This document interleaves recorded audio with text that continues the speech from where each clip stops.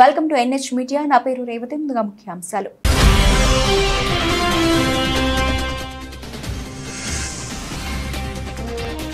భాగ్యలక్ష్మి అమ్మవారిని దర్శించుకున్న కేంద్ర మంత్రి కిషన్ రెడ్డి. మోదీ మూడోసారి ప్రధాని అవుతారని ధీమా.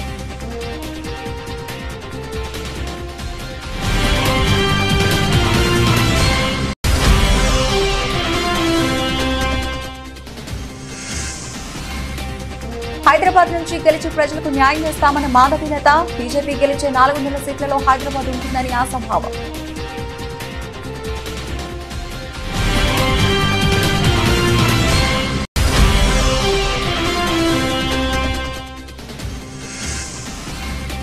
సినీ నటి హేమకు 14 రోజుల judicial custody. JMFC court judge ఎదుట హాజరుపరిచిన సిసిబి.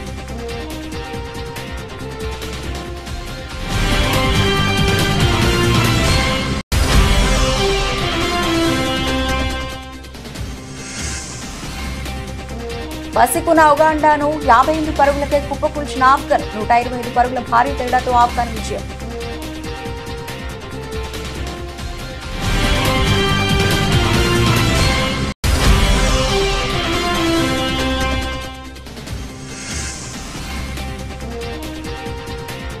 ఫలితాల ఎఫెక్ట్. నష్టాలు స్టాక్ మార్కెట్లో 2000 పాయింట్లు క్షీణించిన సెన్సెక్స్.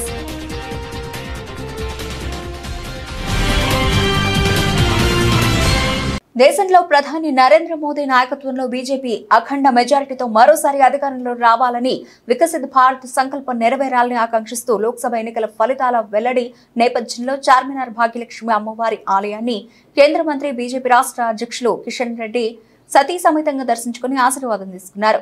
మిత్రులందరికీ నమస్కారం. ప్రపంచవ్యాప్తంగా ఈరోజు మన భారతదేశానికి సంబంధించినటువంటి పార్లమెంట్ ఎన్నికల ఫలితాల పట్ల ఎంతో ఆతృతతో ఆసక్తితో ఎదురు చూస్తున్నారు. కొద్ది క్షణాల్లో మన దేశవ్యాప్తంగా ఈ యొక్క లోక్సభ ఎన్నికలకు సంబంధించినటువంటి ఓటింగ్ ఏదైతే కౌంటింగ్ ఉందో కొద్దిసేపట్లో ప్రారంభం కానున్నది. నాకు పూర్తి విశ్వాసం ఉంది. ఎగ్జిట్ ఫలితాల్లో కూడా నరేంద్ర మోడీ గారు అద్భుతమైనటువంటి మెజార్టీతో మూడోసారి ప్రధానమంత్రిగా మరి బాధ్యతలు చేపట్టనున్నారు. ఈ నెల 2వ వారంలో వారి ప్రధానమంత్రిగా బాధ్యతలు చేపట్టేటువంటి అవకాశం ఉంది. తెలంగాణలో కూడా మొదటి నుంచి కూడా మేము చెప్తున్నట్టుగా డబుల్ డిజిట్ ఏదైతే 2 అంకెలుగా ఉన్నటువంటి సీట్లు మేము సాధిస్తామనేటువంటి డబుల్ డిజిట్లో తప్పకుండా మాకు పూర్తి విశ్వాసం ఉంది. తెలంగాణలో కూడా నరేంద్ర మోడీ గారు మళ్ళీ ప్రధానమంత్రి కావాలనేటువంటి ఆకాంక్షతో ఎదురు చూస్తున్నారు.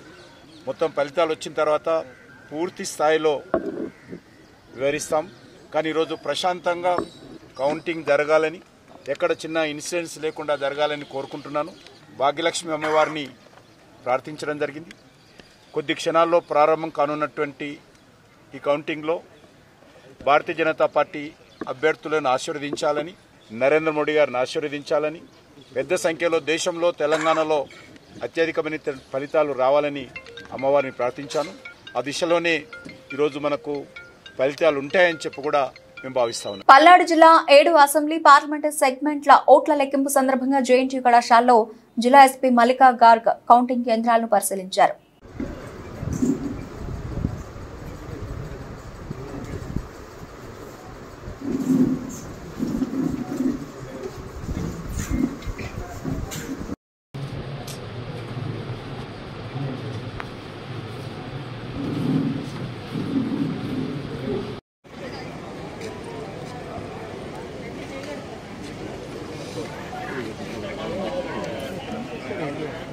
తాను ఫలితాల కోసం ఎంతో ఉత్కంఠగా ఎదురు చూస్తున్నానని, దేశమంతా హైదరాబాద్ లోక్సభ స్థానం వైపు చూస్తోందని బీజేపీ అభ్యర్థి మాధవీలత అన్నారు. హైదరాబాద్ స్థానంలో గెలిచి ఇక్కడి ప్రజలకు న్యాయం చేస్తామన్నారు. బీజేపీ గెలిచే 400 స్థానాల్లో హైదరాబాద్ ఉంటుందని ఆశాభావం వ్యక్తం చేశారు. మంగళవారం ఆమె మీడియాతో మాట్లాడుతూ ఇక్కడ గెలుపు ముఖ్యమన్నారు. మే 13న హైదరాబాద్ లోక్సభ పరిధిలో ఏం జరుగుతుందో అందరూ చూశారన్నారు. అయినప్పటికీ తాను గెలుస్తానని ధీమా వ్యక్తం చేశారు. ఎన్నికలు న్యాయంగా జరిగితే భారీ మెజార్టీతో గెలిచేవాళ్లమని, కానీ అన్యాయంగా జరిగాయన్నారు. హైదరాబాద్ లోక్సభ అన్యాయం నుంచి బయటపడాలంటే తాను గెలవాలన్నారు. ఎన్నికల తర్వాత తాను హైదరాబాద్ ప్రజలకు కనిపించననే వాదనలో పసలేదని అభిప్రాయపడ్డారు. యాకత్పురాలో ఇటీవల డ్రైనేజీ బయటకు వస్తుంటే మొదట వెళ్లింది తానేనన్నారు. ప్రజల గుండెల నిండా మోదీపై ప్రేమతో ఓటు వేశారన్నారు. కేంద్రంలో ఈసారి బీజేపీ 400కు పైగా స్థానాలు గెలుచుకుంటుందని ధీమా వ్యక్తం చేశారు. I'm pretty excited, and all of them who have voted for BJP in the entire country are looking forward for especially this particular seat, that we win and bring justice to Lok Sabha Parliament Hyderabad. We all know that Modi ji in the entire 2 terms have tremendously worked, meticulously worked for the nation. And he has not just worked and left the love, but he has also left a beautiful autograph of Modi Ka Parivar in the hearts of all Bharatiya. I'm so sure that the entire country today would have been in their own prayers, blessing and wishing for 400 par, and these blessings have a tremendous storm of positivity in the nation, along with winning Hyderabad seat. Madam, today early morning you visiting temple. ఏపీలో నిన్నటి వరకు విజయం మాదిగాని ధీమా వ్యక్తం చేసిన YCP నేతల్లో నేడు నిరుత్సాహం నెలకొంది. ఓట్ల లెక్కింపు మొదలైన 2 గంటల్లోనే ట్రెండ్ స్పష్టమైంది. టీడీపీ, బీజేపీ, జనసేన కూటమి 100కి పైగా స్థానాల్లో ఆధిక్యంతో దూసుకుపోతూ ఉండగా అధికారం వైసీపీ చాలా వెనుకబడిపోయింది. ఆ పార్టీకి చెందిన మంత్రులు కౌంటింగ్ హాళ్ల నుంచి నిరాశతో నిష్క్రమిస్తున్నారు. తాజాగా మాజీ మంత్రి గుడివాడ సిట్టింగ్ ఎమ్మెల్యే కొడాలి నాని కూడా పరిస్థితుల నేపథ్యంలో కౌంటింగ్ కేంద్రం నుంచి వెనుదిరిగారు. ఏపీలో సీఎం జగన్ మినహా మంత్రులకు ఎదురుగాలి వేస్తున్నట్టు ఓట్ల లెక్కింపు సరళి చెబుతోంది. ప్రారంభ రౌండ్లలో అత్యధికంలోకి వచ్చిన ఒకరిద్దరు మంత్రులు ఆ తర్వాత రౌండ్లలో వెనుకంజ వేశారు.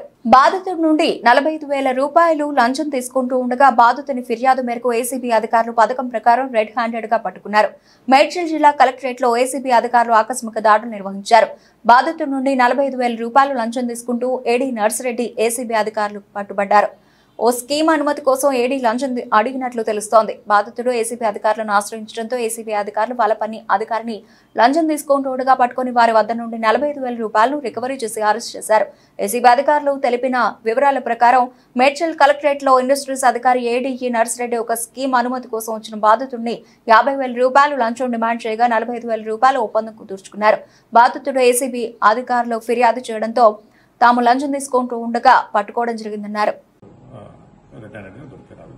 సార్ అమౌంట్ ఎంతమంది అతను తీసుకుంది మాత్రం 45,000 అండి. ఇంకా మిగతాది మేము ఎంక్వైరీ చేస్తున్నాము. అతనికి ఒకరికి ఇందులో సంబంధం ఉందా, ఇంకా వేరే వాళ్ళకి ఎవరికైనా సంబంధం ఉందా అన్న విధంగా కూడా మేము విచారణ చేపడుతున్నామండి.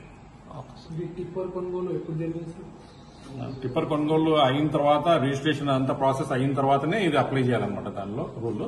సో ఇది ఆల్రెడీ రీసెంట్ గానే పర్చేజ్ చేసినారు. వాళ్ళు పర్చేజ్ చేసి రిజిస్ట్రేషన్ అంతా చేసుకున్నారు.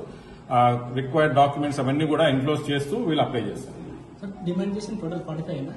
యాక్చువల్గా 50,000 అడిగాడు. రిక్వెస్ట్ చేస్తే 45,000 కి రెడ్యూస్ చేసింది అమౌంట్. ఆంధ్రప్రదేశ్లో దాదాపు కూటమి విజయం ఖరారు కావడంతో తూర్పుగోదావరి జిల్లా గోకవరం మండలం గోకవరం గ్రామంలో తెలుగుదేశం, జనసేన, బీజేపీ నాయకులు సంబరాల్లో మునిగి తేలుతున్నారు. ఎన్నికల కోడ్ నిబంధనలు పాటిస్తూ శబ్దాలు లేని పసుపు రంగు వెలువడే చుచ్చుబుట్లను వెలిగించి కూటమికి అనుకూలంగా నినాదాలు చేశారు. సాయంత్రానికి శాంతియుత ర్యాలీకి కూటమి నేతలు సన్నాహకాలు చేసుకుంటున్నారు.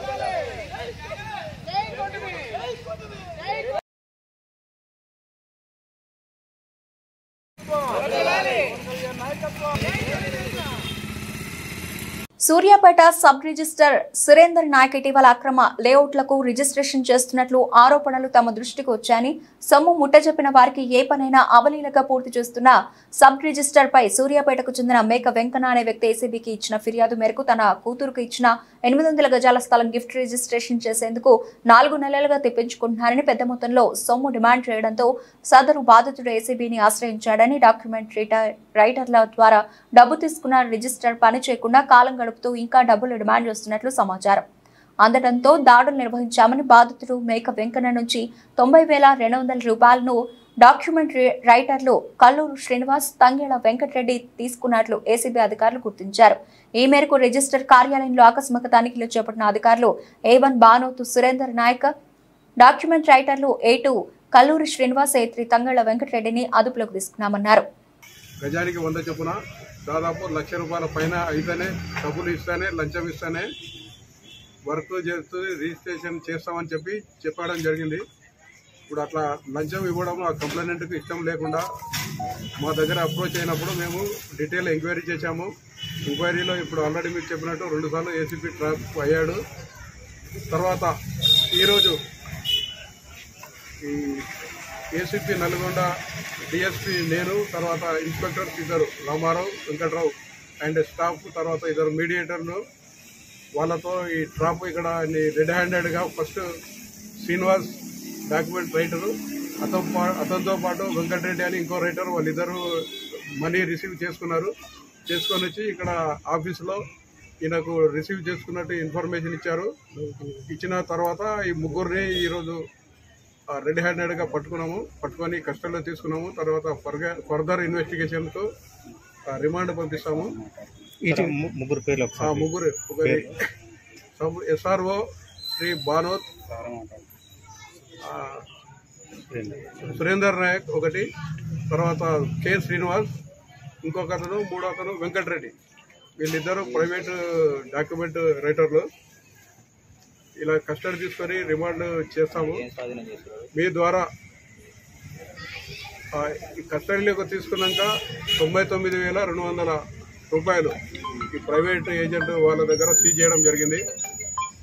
ఏవైతే సబ్ రిజిస్ట్రార్ గారు డిమాండ్ చేశారో వీళ్ళ ద్వారా తీసుకోమని ఆయనకు చెప్పడం వల్లనే వాళ్ళిద్దరు తీసుకున్నారు. ఆ 99,200 మేము సీజ్ చేసింది రికవరీ చేశాము. తర్వాత మీ ద్వారా అందరికీ పబ్లిక్ తెలియజేసేది ఏమంటే, ఎవరైనా గవర్నమెంట్ సర్వెంట్ తను చేయాల్సిన లీగల్ డ్యూటీ చేయకుండా పని చేయడానికి డబ్బులు లంచము డిమాండ్ చేస్తే టోల్ ఫ్రీ నంబర్ ఏసీబీది 1064 ఆ నంబర్కి కాల్ చేయండి. వాళ్ళ వివరాలు గోప్యంగా ఉంచి ఎంక్వైరీ చేసి అది కరెక్ట్ అయితే వాళ్ళ మీద యాక్షన్ తీసుకోవడం జరుగుతుంది. సీజర్ అమౌంట్ డాక్యుమెంట్ రైటర్స్ ద్వారా వాళ్ళని తీసుకోమని చెప్పాడు. ఎందుకంటే ఆల్రెడీ 2 సార్లు డ్రాప్ అయ్యాడు కాబట్టి ఆయన వీళ్ళ ద్వారా తీసుకోవడానికి ట్రై చేశాడు. వాళ్ళ దగ్గర రికవరీ చేశాం. వాళ్ళ ఆఫీస్ డాక్యుమెంట్ రైటర్ ఆఫీస్ ఇక్కడే పక్కన ఉంది. అందులో సార్వత్రిక ఎన్నికల నేపథ్యంలో కౌంటింగ్ పూర్తి స్థాయిలో సన్నద్ధం అవడం జరిగిందని, పోస్టల్ బ్యాలెట్ లెక్కింపు పూర్తయిన తర్వాత ఈవీఎం ఓట్లతో కలిసి తుది ఫలితాలను ప్రకటించనున్నట్లు కలెక్టర్, జిల్లా ఎన్నికల అధికారి డాక్టర్ కె మాధవలత పేర్కొన్నారు. స్థానిక మీడియా సెంటర్ వద్ద కౌంటింగ్ ఏర్పాట్లపై పాత్రికేయులతో మాట్లాడుతూ పోస్టల్ బ్యాలెట్ లెక్కింపు తొలుత ప్రారంభించి అనంతరం ఈవీఎం యూనిట్స్ లో పోలైన ఓట్లు లెక్కించనున్నట్లు తెలియజేశారు. జిల్లాలో అతి తక్కువ పోలింగ్ కేంద్రాలు ఉన్న కోవూరులో మొత్తం 13 మంది అభ్యర్థులు పోటీలో ఉన్నారని, ఇక్కడ 13 రౌండ్స్ ఉన్నట్లు తెలిపారు. రాజమండ్రి రూరల్ నియోజకవర్గ పరిధిలో అత్యధిక పోలింగ్ కేంద్రాలు ఉన్నాయని, అక్కడ 20 రౌండ్లలో ఓట్ల లెక్కింపు జరుపుతున్నట్లు పేర్కొన్నారు. అక్కడ 7 అభ్యర్థులు పోటీలో ఉన్నారని పేర్కొన్నారు. తొలుత రాజమండ్రి రూరల్ నియోజకవర్గ ఫలితాలు ముందుగా ప్రకటించే అవకాశం ఉందని తెలిపారు. పోస్టల్ బ్యాలెట్స్ మనకి ఏమవుతుంది అంటే అది రౌండ్ వైజ్ రిజల్ట్ రాదు. అట్ ఏ టైమ్ అన్నీ మనకి కంప్లీట్ అయిపోయాక అప్పుడు మనకి వస్తుంది, ఒకటే రిజల్ట్ వస్తుంది. మనకి ఈవీఎం కౌంటింగ్ ఫస్ట్ స్టార్ట్ అవుతుంది. మనకి కొవ్వూరులో అతి తక్కువ పోలింగ్ స్టేషన్స్ ఉన్నాయి, 13 రౌండ్స్ ఉన్నాయి. అయితే ఇక్కడ ఏంటంటే రాజమండ్రి రూరల్లో 20 రౌండ్స్ ఉన్నాయి, బట్ 7 మంది క్యాండిడేట్స్ ఉన్నారు అక్కడ మనం కొవ్వూరులో చూస్తే 13 మంది వస్తారు. సో ఈ రకంగా చూస్తే మనకి ఇద్దరు కొవ్వూరు కానీ రాజమండ్రి రూరల్ కానీ ఫస్ట్ వస్తుంది అనేది ఎక్స్పెక్ట్ చేస్తాం. రిజల్ట్ మొత్తం ఈవీఎం కౌంటింగ్ అవ్వాలి, ప్లస్ మనకి పోస్టల్ బ్యాలెట్ కౌంటింగ్ అయిపోయాక ఎవరు విన్నింగ్ క్యాండిడేట్ అనేది నిర్ధారించడం జరుగుతుంది. అయితే అది మనం అనౌన్స్ చేసేది వీవీప్యాట్ కూడా 5 మనం కౌంట్ చేయాలి కాబట్టి ఆ వీవీప్యాట్స్ కూడా 5 కౌంటింగ్ అయిపోయిన తర్వాత మాత్రమే రిజల్ట్ అనౌన్స్ చేయడం జరుగుతుంది. కులగణన విషయంలో కాంగ్రెస్ పార్టీ బీసీలకు ఇచ్చిన హామీని ఖచ్చితంగా నెరవేరుస్తారని ఇప్పటికీ నమ్ముతున్నామని, రాష్ట్రంలో సమగ్ర కులగణన చేపట్టి బీసీ రిజర్వేషన్లు పెంచిన తర్వాతే స్థానిక ఎన్నికలకు వెళతారని బీసీలు విశ్వసిస్తున్నారని బీసీ సంక్షేమ సంఘం జాతీయ అధ్యక్షులు జాజుల శ్రీనివాస్ గౌడ్ అన్నారు. పల్లివెల్లలో ఏర్పాటు చేసిన మీడియా సమావేశంలో ఆయన మాట్లాడుతూ, రేపటి జూన్ 4న ఎన్నికల కోడ్ ముగియగానే రాష్ట్రంలో కులగణన చేపట్టడానికి ప్రత్యేకంగా ఒక కులగణన కమిషన్ను ఏర్పాటు చేసి తక్షణమే కులగణన ప్రక్రియను ప్రారంభించాలని రాష్ట్ర ముఖ్యమంత్రి రేవంత్ రెడ్డి, బీసీ సంక్షేమ శాఖ మంత్రి పొన్నం ప్రభాకర్ కి జాజుల శ్రీనివాస్ గౌడ్ విజ్ఞప్తి చేశారు. 4న తెలంగాణ రాష్ట్రంలో అదేవిధంగా దేశవ్యాప్తంగా ఎన్నికల కోడ్ ముగుస్తుంది. ఈ ఎన్నికల కోడ్ ముగిసిన వెంటనే తెలంగాణ రాష్ట్రంలో కాంగ్రెస్ పార్టీ ఇచ్చినటువంటి హామీ మేరకు తెలంగాణ రాష్ట్రంలో గ్రామ పంచాయతీ మరియు మండల పరిషత్, జిల్లా పరిషత్ ఎన్నికల్లో, స్థానిక సంస్థల ఎన్నికల్లో బీసీ రిజర్వేషన్లను జనాభా దామాష ప్రకారం పెంచడానికి రాష్ట్రంలో కులగణన వెంటనే చేపట్టాలని చెప్పి రాష్ట్ర ప్రభుత్వాన్ని డిమాండ్ చేస్తున్నాం. ఈరోజు కులగణన చేపడతామని చెప్పి మేము ఎన్నో పోరాటాలు చేసినట్టు హామీ ఇచ్చినటువంటి మేరకు కులగణన చేపట్టడానికి ప్రభుత్వం ఇప్పటి వరకు అయితే చిత్తశుద్ధితోటి ప్రయత్నం చేసింది. ఎందుకంటే కులగణన చేపడతామని అధికారంలోకి వచ్చినటువంటి డిసెంబర్ 7వ తేదీన రాష్ట్ర ముఖ్యమంత్రి రేవంత్ రెడ్డి గారు ప్రమాణ స్వీకారం చేసిన తర్వాత సరిగ్గా నెల రోజుల తర్వాత ఇవాళ జనవరి 14వ తేదీన మేము ఢిల్లీలో రాహుల్ గాంధీ గారితో భేటీ అయిన సందర్భంగా రాహుల్ గాంధీ గారి ఆదేశాల మేరకు రాష్ట్ర ముఖ్యమంత్రి రేవంత్ రెడ్డి గారు ఇవాళ క్యాబినెట్లో తీర్మానం చేయడం జరిగింది. క్యాబినెట్లో తీర్మానం చేసిన తర్వాత మేము క్యాబినెట్ తీర్మానంతో సరిపోదు, ఇది అసెంబ్లీలో కూడా తీర్మానం చేయాలని చెప్పి మేము డిమాండ్ చేయడంతో వారు మళ్ళీ నెల రోజుల్లోనే రాష్ట్ర అసెంబ్లీలో కూడా తీర్మానం చేశారు. అదేవిధంగా రాష్ట్ర వ్యాప్తంగా 35 కౌంటింగ్ కేంద్రాల్లో ఎన్నికల కౌంటింగ్ ప్రక్రియ ఉదయం 8 గంటలకు ప్రారంభమైంది. కేంద్ర ఎన్నికల కౌంటింగ్ పరిశీలకులు నియోజకవర్గ రిటర్నింగ్ ఆఫీసర్ కలెక్టరేట్ సమక్షంలో స్ట్రాంగ్ రూమ్ల సీల్ ను తొలగించి ఈవీఎంలను కౌంటింగ్ కేంద్రాలకు తరలించిన ఆఫీసర్లు. దేశవ్యాప్తంగా ఎన్నికల ఫలితాల కోసం ప్రజలంతా ఉత్కంఠగా ఎదురు చూస్తుండగా మధ్యాహ్నం కల్లా విజేతలెవరో తేలిపోనుంది. ఇక కౌంటింగ్ కేంద్రాల వద్ద పరిశిష్ట బందోబస్తు ఏర్పాటు చేశారు పోలీసులు.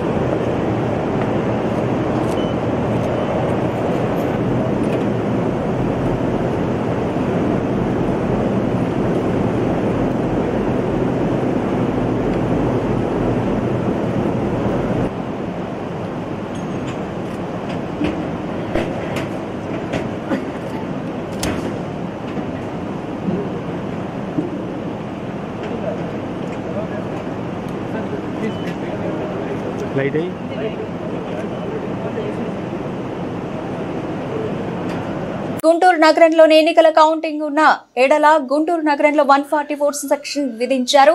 ఎటువంటి పరిస్థితుల్లో కూడా అవాంఛనీయ సంఘటనలు చోటు చేసుకోకుండా పోలీసు వారు గుంటూరు నగర ప్రజలను హెచ్చరించారు. అయినా గానీ లెక్క చేయని బార్ అండ్ రెస్టారెంట్ యజమానులు సాయంత్రం 6 గంటలు కూడా బార్లు సీజ్ చేయండి, బహిరంగంగా మద్యం అమ్ముతున్నారు.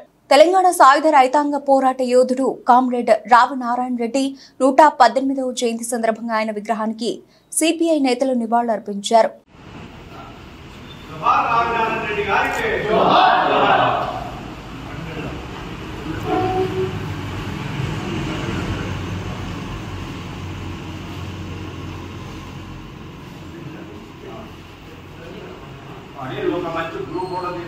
అదే అందరూ వేసిన తర్వాత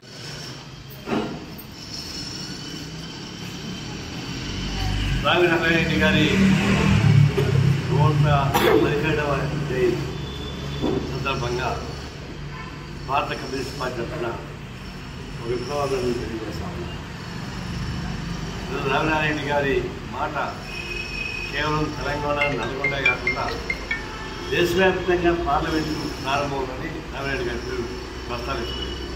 ఈ నారాయణ నిపుణుల ఎక్కువ వచ్చినటువంటి నారాయణ రెడ్డి ఎప్పుడే స్వయంగా ముందు మొదటి ఎన్నికవసరానికి చెప్పినట్టు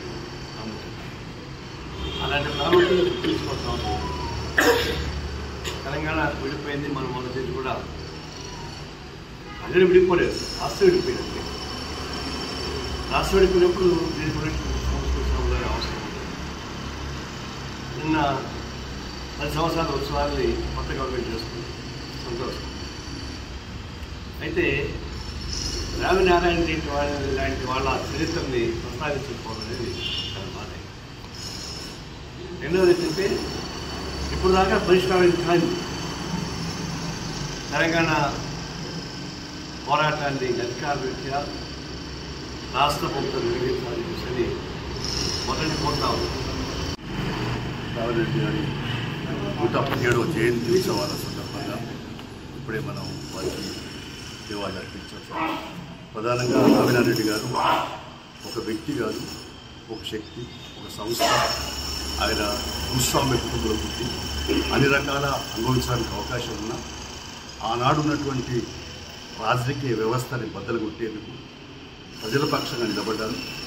అందులో వెట్టి చాకరీ రద్దు కొరకు, అలాగే బాలి సంఖ్యలను బద్దలు కొట్టేందుకు ఆయన నిర్విరామాలను పూర్తి చేశారు.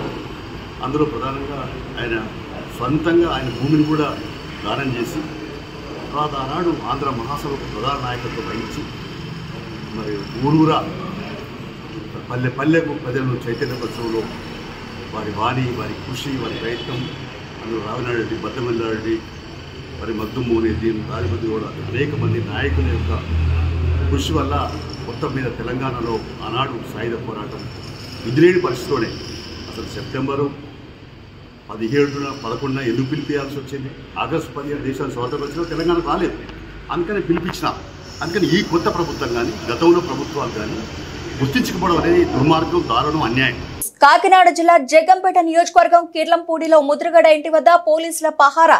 పిఠాపురం ఎమ్మెల్యేగా పవన్ కళ్యాణ్ గెలిస్తే పద్మనాభరెడ్డిగా పేరు మార్చుకుంటానని ముద్రగడ పద్మనాభం గతంలో ప్రకటించిన తరుణంలో అల్లర్లు జరగకుండా పోలీసులు ముందస్తు జాగ్రత్తగా పోలీసు బందోబస్తు ఏర్పాటు.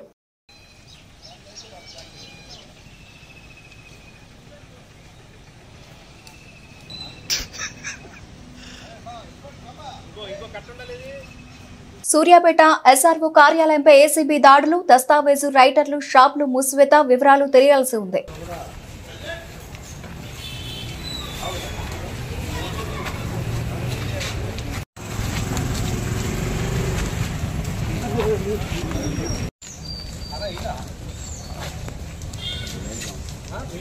మంగళవారం ఉదయం వేకువజామున హైదరాబాద్లోని తన నివాసంలో మల్కాజ్గిరి కాంగ్రెస్ ఎంపీ అభ్యర్థి పట్నం సునీత మహేందర్ రెడ్డి గోమాతకు పూజ చేశారు.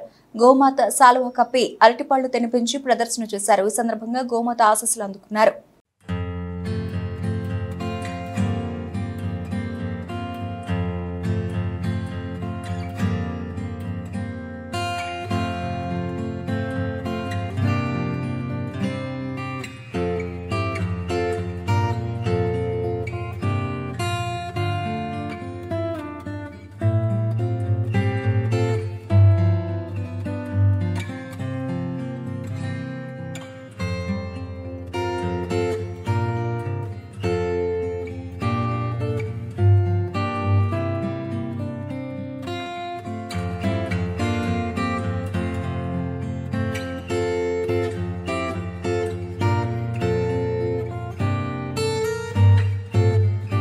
ఢిల్లీలో తాజ్మహల్ ఎక్స్ప్రెస్ లో మంటలు చెలరేగాయి. సరితా విహార్ స్టేషన్ దగ్గర రైల్లో పెద్ద ఎత్తున మంటలు చెలరేగాయి. అయితే ప్రయాణికులను అప్రమత్తం చేసి వెంటనే బయటకు తీసుకురావడంతో ఎలాంటి ప్రాణ నష్టం జరగలేదు. ఈ ప్రమాదంలో 4 బోగీలు అగ్నికి ఆహుతయ్యాయి. సంఘటన స్థలానికి చేరుకున్న 5 ఫైర్ ఇంజన్లు మంటలను అదుపులోకి తెచ్చాయి. విద్యుత్ షార్ట్ సర్క్యూట్ కారణంగా మంటలు చెలరేగినట్టు గుర్తించారు. పక్క బోగీలకు వ్యాపిస్తున్న మంటలను వెంటనే అదుపు చేశారు. ఈ క్రమంలో రైలును సరితా విహార్ స్టేషన్లో నిలిపివేశారు. దీంతో కొద్దిపాటి ఆలస్యంగా రైలు సేవలు పునః ప్రారంభమయ్యాయి. ఈ ఘటనపై రైల్వే పోలీసులు కేసు నమోదు చేసుకుని విచారణ చేస్తున్నట్లు తెలిపారు.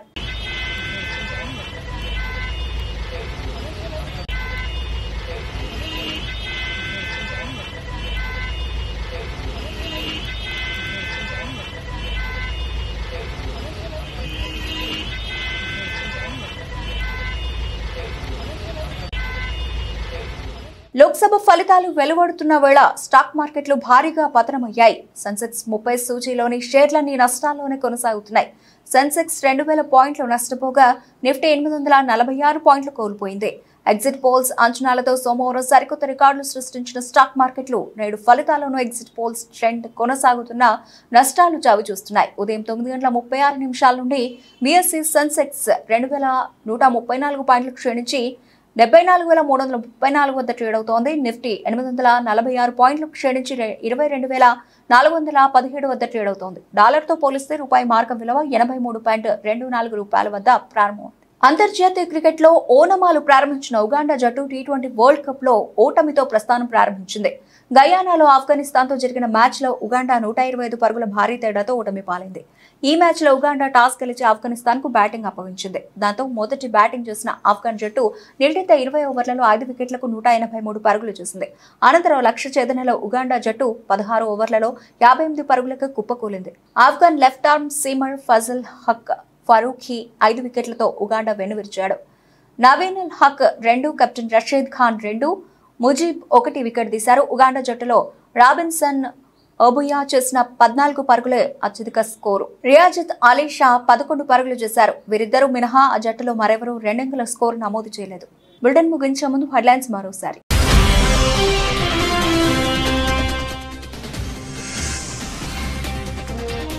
భాగ్యలక్ష్మి అమ్మవారిని దర్శించుకున్న కేంద్ర మంత్రి కిషన్ రెడ్డి. మోదీ మూడోసారి ప్రధాని అవుతారని ధీమా.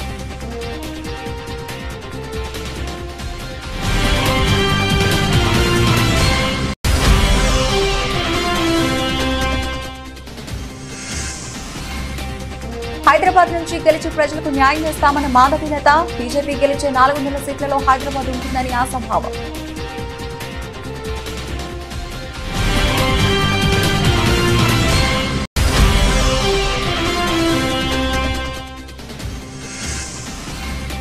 సినీ నటి హేమకు 14 రోజుల judicial custody. JMFC court judge ఎదుట హాజరుపరిచిన సిసిబి.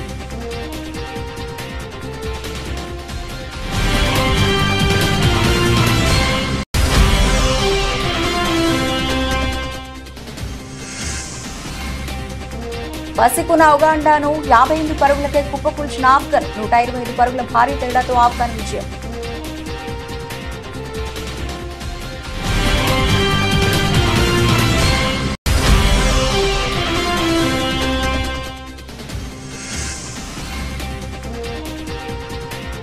ఫలితాల ఎఫెక్ట్. నష్టాల్లో స్టాక్ మార్కెట్లు. 2000 పాయింట్లు క్షీణించిన సెన్సెక్స్.